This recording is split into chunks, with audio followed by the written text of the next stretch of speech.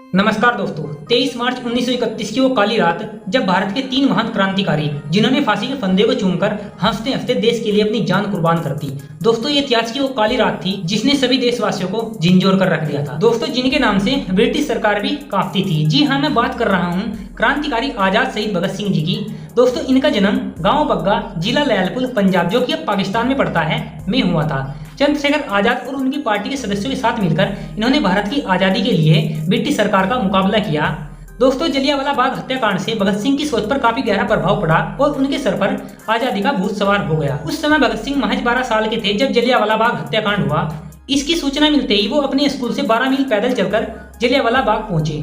वो ये सब देखकर वहां काफी दुखी हुए और खून से लगी मिट्टी भरकर एक बोतल में अपने घर ले आए। एक बार भगत सिंह के पिताजी आम की गुठली बो रहे थे, तब भगत सिंह ने पूछा, पिताजी क्या कर रहे हो? तब भगत सिंह बहुत छोटे थे, तो उनके पिताजी ने कहा, बेटा मैं आम की गुठली बो रहा हूँ ताकि वह बड़ी होकर मुझे बहुत सारे आम दे सके। तब भगत सिंह ने बोला, ठीक है, मैं भी बंदूक के पेड़ बो डालता हूँ ताकि बड़ी होकर वो मुझे बहुत सारी बंदूकें दे सके। 1924 चोरी चौरा हत्याकांड के बाद गांधी जी ने किसानों का साथ नहीं दिया, तब भगत सिंह बहुत निराश हुए।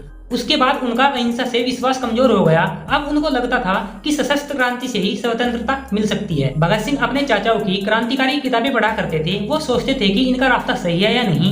गांधी जी के असहयोग आंदोलन छिड़ने के बाद वो अपने लिए गांधी जी के अहिंसात्मक तरीकों और क्रांतिकारियों के हिंसक आंदोलन में से अपने लिए रास्ता चुनने लगे। जब गांधी जी ने असहयोग आंदोलन रद्द कर दिया तो उनमें थोड़ा रोष उत्पन्न हुआ, लेकिन पूरे राष्ट्र की तरह वो गांधी जी का सम्मान करते थे। पर भगत सिंह ने गांधी जी की अहिंसात्मक आंदोलन की जगह भारत की आजादी के लिए हिंसात्मक क्रांति का रास्ता चुना। उन्होंने जुलूसों में भाग लेना शुरू कर दिया और क्रांतिकारी दलों के सदस्य बने। उनके दल के प्रमुख सदस्य चंद्रशेखर आजाद, सुखदेव, राजगुरु आदि थे। 1928 में साइमन कमीशन भारत आया। साइमन कमीशन के बहिष्कार के लिए भारत में विद्रोह प्रदर्शन किए जा रहे थे। ये सभी प्रदर्शन लाला लाजपत राय की अगुवाई में किए जा रहे थे। उस समय क्रूर शासक जेम्स स्कॉट ने लाठीचार्ज का ऑर्डर दे दिया। लोगों पर बेहिसाब लाठियां बरसाई गई। पुलिस की कुछ लाठियां लाला लाजपत राय की पीठ पर भी बरसी। इस वजह से वो काफी घायल हो गए। गहरी चोट के कारण लाला लाजपत राय 18 दिनों तक जिंदगी और मौत से लड़ते रहे। आखिरकार वो इस चोट की वजह से इस दुनिया से चल बसे। लाला लाजपत राय की मौत से क्रांतिकारियों में गुस्सा भर गया था। इन्होंने इस मौत का बदला लेने का फैसला लिया। फैसला लेने वालों में सुखदेव, राजगुरु, चंद्रशेखर आजाद के साथ खुद भगत सिंह भी थे। इन्होंने स्कॉट को मारने का फैसला लिया, जो कि लाला लाजपत राय की मौत का जिम्मेदार था।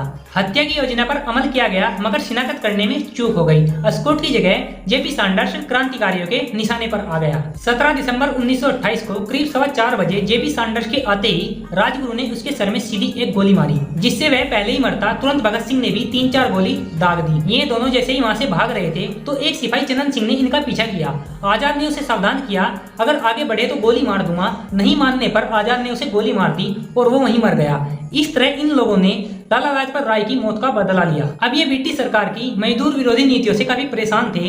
ये उसके खिलाफ आवाज उठा रहे थे, लेकिन ब्रिटिश सरकार इनकी बातों को सुन नहीं रही थी। इन्होंने सेंट्रल असेंबली में बम फेंकने का फैसला लिया और बटुकेश्वर दत्त के साथ मिलकर लो इंटेंसिटी का एक बम तैयार किया और कुछ पर्चे लिख डाले और सेंट्रल असेंबली में जाकर खाली जगह में बम फेंक दिया। इन्होंने 7 लाए पर्चे हवा में उछाल दिए। हर पर्चे पे लिखा था, बहरों को सुनाने के लिए धमाका जरूरी है, बहरों को सुनाने के लिए धमाका जरूरी है। दोस्तों, ये चाहते तो धुएं से निकलकर चुपचाप वहां से जा सकते थे, लेकिन इन्होंने ऐसा नहीं किया। ये जानबूझकर वहीं खड़े रहे और नारे लगाने लगे, इनकलाब जिंदाबाद, इनकलाब जिंदाबाद, साम्राज्यवाद मुर्दाबाद, और जाकर अपने आप को पकड़वा लिया। दोस्तों, इन्हें 2 साल का कारावास हुआ, लेकिन दोस्तों ये एक ऐसे कैदी थे जो जेल में रहकर भी आजाद थे। इन्होंने जेल में रहकर भी अंग्रेजों की नाक में दम कर दिया, क्योंकि दोस्तों वहाँ खाना पानी अच्छा नहीं था। 10 बाय 10 के कमरों में 10-10 कैदियों को रखा गया था, ना लाइट ना खिड़की। इन्होंने वहाँ भी आंदोलन चालू कर दिया। अब अंग्रेज इनसे इतने परेशान हो गए थे, उन्होंने और कैदियों से भगत सिंह को अलग कर दिया। ये 64 दिनों के अनजल त्याग पर चले गए। ये कहते थे, आन मरण अनशन, अब कुछ नहीं खाऊंगा। अच्छा, अंग्रेज इनको शुरू में इग्नोर करते थे। 1 दिन, 2 दिन, 4 दिन, 10 दिन, 64 दिनों तक इन्होंने कुछ नहीं खाया। इसी कारण क्रांतिकारी यतीन्द्र दास शहीद हो गए। भगत सिंह काफी कमजोर हो गए। इनका वजन रोज घटता जा रहा था। अंग्रेज घबरा रहे थे, क्योंकि तब भी इनके चेहरे पर मुस्कुराहट थी। डर इनको लगता नहीं। इनकलाब जिंदाबाद, इनकलाब जिंदाबाद, ये सब करता देख अंग्रेज काफी घबरा गए। मेरे सीने में जो जख्म है वो फूल के गुच्छे हैं, हमें पागल रहने दो, हम पागल ही अच्छे हैं।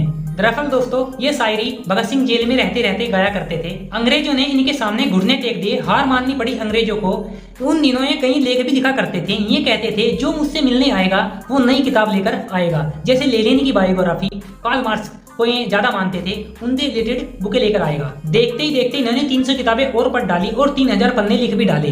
कहते हैं ये एक नास्तिक थे, लेकिन भागवत गीता की एक छोटी किताब और स्वामी विवेकानंद का एक चित्र हमेशा ये अपनी जेब में रखते थे। दोस्तों 26 अगस्त 1930 को अदालत ने भगत सिंह को भारतीय दंड संहिता धारा 129, 302 और विस्फोटक पदार्थ अधिनियम की धारा 4 और 6F तथा आईपीसी धारा 107 के अंतर्गत अपराधी सिद्ध कर दिया। 17 अक्टूबर 1930 को अदालत ने भगत सिंह, सुखदेव और राजगुरु को फांसी की सजा सुनाई। दोस्तों फांसी का समय 24 मार्च 1931 रखा गया।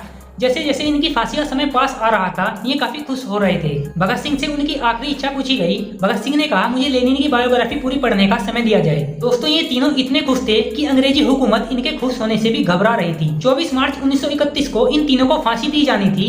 ये बात पूरे भारत में आग की तरह फैल गई। अब अंग्रेजी हुकूमत को डर लगने लगा था कहीं फांसी के बाद आंदोलन भड़क न जाए। इसी के डर से अंग्रेजी हुकूमत ने इनकी फांसी 11 घंटे पहले देने का फैसला लिया। दोस्तों इतिहास में पहली बार हो रहा था कि सुबह फांसी देने की बजाय शाम को दी जानी हो। जब जेल अधिकारी इनको लेने आया तो भगत सिंह ने कहा, रुको, देखते नहीं एक क्रांतिकारी दूसरे क्रांतिकारी से मिल रहा है। फिर 1 मिनट बाद छत की ओर किताब उछाली और कहा, ठीक है अब चलो।